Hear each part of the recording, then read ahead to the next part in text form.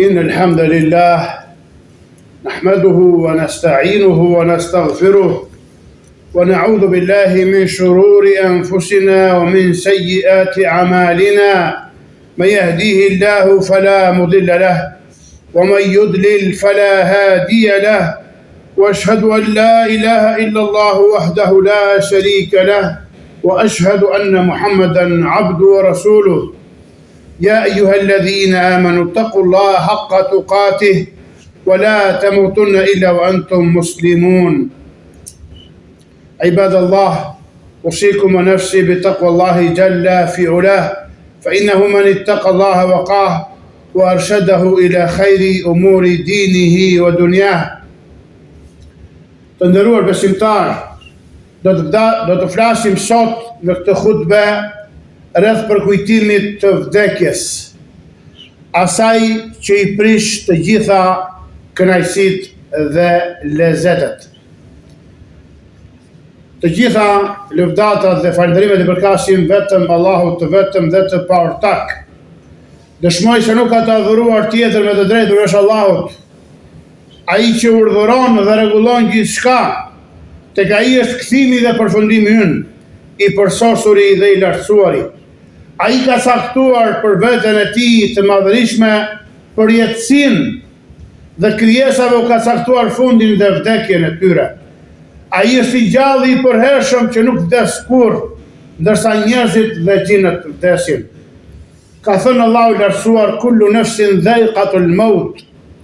Çdo shpirt, pra çdo qenie e gjallë do të shijojë vdekjen. O robër të Allahut, kur vdekja vjen, askush nuk ka fuqi ta ndryshojë kohën e saj, apo ta shtyjë atë për të përmirësuar atë që ka humbur, ka lënë pas dore dhe për të bërë vepra të mira, sepse vërtet o rob të Allahut, përmirësimi i ahiretit, pra i botës tjetër, është vetëm mbjellja e punës së mirë në dynja, e devotshmërisë, me zbatimin e urdhresave dhe ruajtjen nga ndalesat.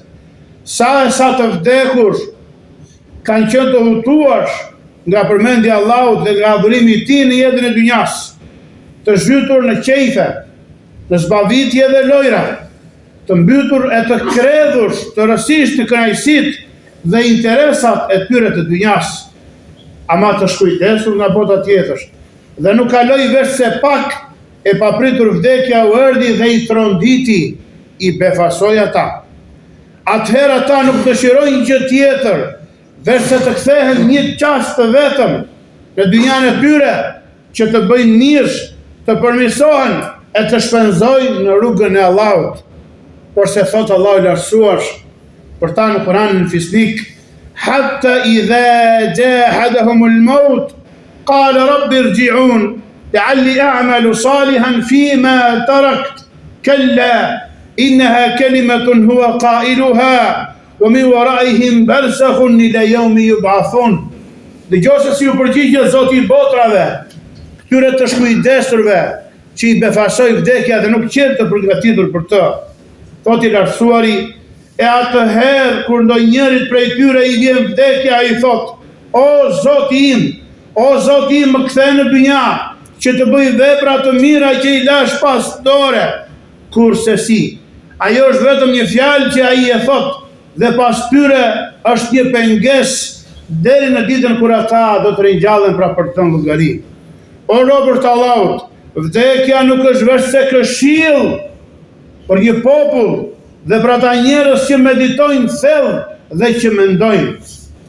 Imam Kurtubiu, Allahu i lartësuar e mëshiroft, ka përmendur në librin e tij të dobishëm me titull Përkujtim mbi gjendjen e të vdekurve dhe të ahiretit, të botës tjetër. Dëgjoje këtë transmetim.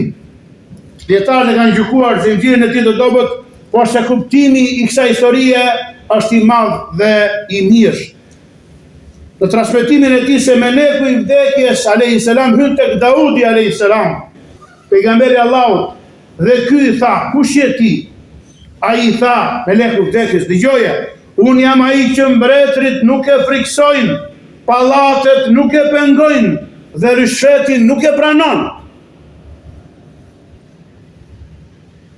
Ai i tha, atëherë ti je meleku i vdekjes. Ai tha po.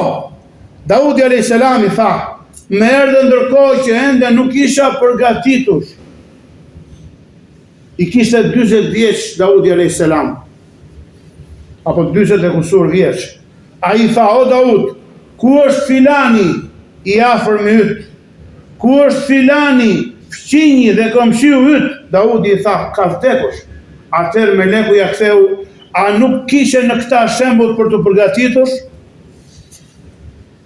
Robt Allah, në këtë rrëfim ka mësim dhe urtësi të madhe, si dhe nxitje që ta ripërtërim besimin tonë në Allahun, t'i bëjmë të sinqerta dhe të kulluara dhe të pastra veprat tona vetëm për të kujdesemi për shtimin dhe vazhdimsinë në adhurim dhe në bindje, edhe nëse është pak, sepse pak dhe vazhdueshme është më mirë se shumë dhe e ndërprerë. Të shmangim shkujdesjen dhe pakujdesin dhe gafletin, të largohemi nga gjunahet, nga rëshqitjet, duke pastruar shpirtin dhe duke ruajtur atë nga mëkatet dhe nga veprat e ndaluara. Ato na bëjnë gropën, ato na shkatrojnë punët tona të këqija. Wa ma yadhlimu rabbuka ahada. Dhe Zoti yt nuk i bën padrejti askujt. Ç'të mbjellësh, do të korrësh, do të shpërblehesh në bazë të veprave të tua, robi Allahut. Rob të Allahut, vdekja pra është e pashmangshme. Allah i lartësuar e ka caktuar dhe vendosur atë për të gjithë robërit e tij, pa përjashtim. Ajo është fundi i banesës së kësaj bote, e cila nuk është vetëm një vend kalim i përkohshëm për të përgatitur për banesën e amshueshme të përjetshme pa përpotull tjetër. Thot poeti në këto vargje të goditura, thot, furnizohu me devotshmëri, se ti nuk e di kur nata mbulon deri në agim vallë a jeton, sa të rinj ngrysen e gdhin, tek qefinët e tyre po thuren e ata nuk e din, sa fëmijë shpresohet se gjatë kanë për të jetuar, ndërsa trupat e tyre të imët errësira e varit i kanë mbuluar, sa nuse të stolisura për bashortët i nxorën, ndërsa shpirtrat e tyre natën e kadrit u morën, sa të shëndetshëm pa sëmundje vdekja i ka kapluar, e sa të sëmur për një kohë të gjatë kanë jetuar. Ndaj rob të Allahut, o ju musliman, vërtet vdekja ka agoninë e saj, ka vuajtjet e saj. Dhe kjo agoni ndryshon mes besimtarit, Allah në bëj për tyre, dhe gjunaqarit dhe jo besimtarit. Sa i përket besimtarve, Allah i lartësuar i ka përshkruar gjendjen e tyre në prag të vdekjes me fjalën e tij të përsosur ku thot: Innal ladhina qalu rabbuna Allahu thumma istaqamu tatanazzalu alayhimul malaikatu alla takhafu wa la tahzanu wa abshiru bil jannati allati kuntum tu'adun.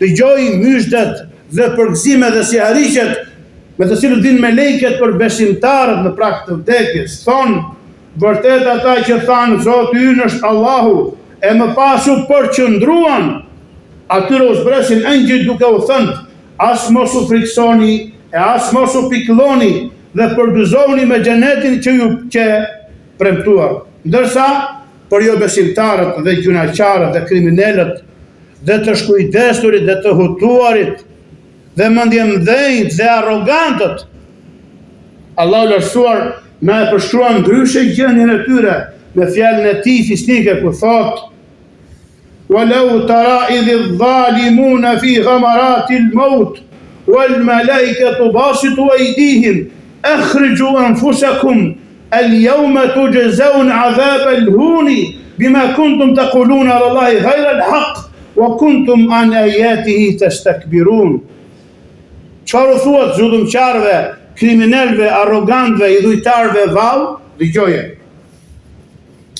Sikur ti shihje ti o Muhammed zullumqarët në agonitë e vdekjes, kur engjëjt shtrin duart e tyre mbi ta, nxirin i shpirtrat tuaj, sot do të shpërbleni me dënimin poshtërues për atë që thoshit për Allahun pa të drejtë. E ndaj argumentet e tij tregojshit arrogante mendjemdhënj, pra pa nevojshëm për adhurimin dhe për këshillat e tij. Andaj robët e Allahut, kur synon takimin me Allahun dhe fitoren e xheneteve të tij, le të jetë i qëndrueshëm në fenë e tij dhe të furnizohet me furnizim halal e të pastër në jetën e kësaj bote. Dhe kjo është prej veprave të mira dhe është shkak për pranimin e lutjeve dhe punëve tua. Dhe le të ketë frikë dhe droj ndaj Allahut të lartësuar e të përpiqet t'i afrohet atij duke madhëruar dhe duke veçuar atë në adhurim e duke pasuar pejgamberët e tij. Thot Allahu i lartësuar në librin e tij madhështor: "Faman kana yarju liqa'a rabbih falyamal 'amalan salihan wa la yushrik bi'ibadati rabbih ahada." Andaj thot i lartësuari, kush shpreson në takimin me Zotin e tij, le të bëj vepra të mira dhe të mos shoqëroj askënd në adhurimin e Zotit të tij. Allah na bëf prej tyre. Aqulu ma tasma'un wa astaghfirullaha li wa lakum fastaghfiruhu innahu huwal ghafurur rahim. I them këto fjalë që ju dëgjoni dhe i kërkoj falje Allahut për mua, për ju dhe për gjithë muslimanët.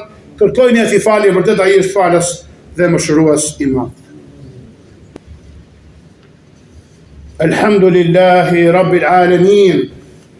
والعاقبة للمتقين والصلاة والسلام على أشرف الأنبياء والمرسلين على نبينا محمد وآله وصحبه أجمعين.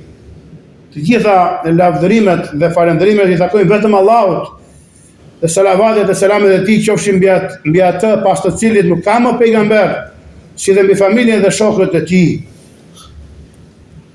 Në vijim, o robërt të Allahut, ju këshilloj ju dhe veten time të mangët që ta keni frikë Allahun, pra t'jeni të përkushtuar edhe të frikësuar kashit e tij, sepse vërtet kanë shpëtuar dhe kanë fituar të devotshmit.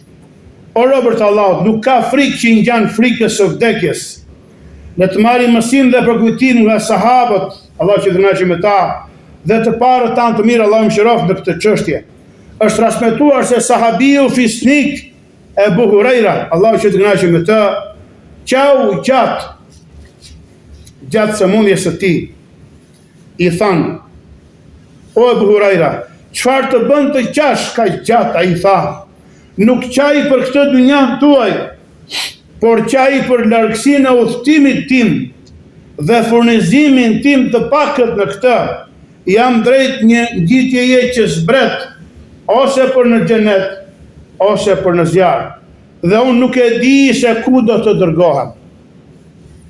Ai që gjithë jetën e tij në Islam e vuri në shërbim të fesë Allahut dhe shërbeu pejgamberin selam dhe memorizoi mira hadithe dhe na i përcolli ato me besnikëri më të lartë. Ai që kalonte ditën agjërueshëm dhe natën me namaz natë, ai që u largua nga dynjaja e ndau atë 3 herë, thot këto fjalë: "Po ti vllai në Allah." Pra medito rreth këtyre fjalëve. Thuhet se kur i erdhi vdekja kalifit Ma'mun, ai qau dhe tha: "O ti që mbretëria dhe sundimi yt nuk zhduken, mëshiro atë që mbretëria e tij tashmë është zhdukur." Pra ishte mbret dhe kalifi muslimanëve edhe ju drejtoi Allahut, pra i kërkoi mëshirën e tij dhe faljen e gjunave, pra që mos ta ndëshkonte për gjunat dhe mangësitë e tij.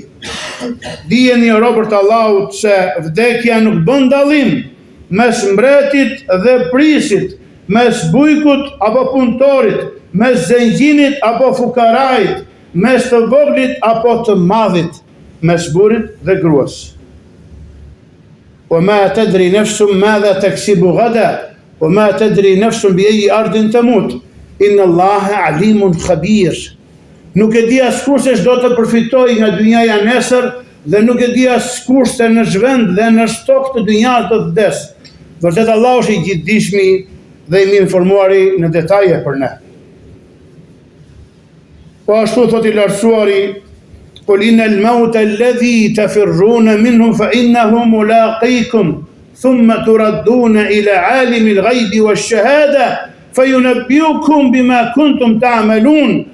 Thuaj o Muhammed, vërtet vdekja nga e cila ju po ikni të friksuar, pa dyshim që ajo do t'ju arri, e pastaj do të ktheni tek njohësi i së fshetës dhe të dukshmes. Ai do t'ju njoftoj dhe t'ju dëshpërblej për atë që pa të punuash.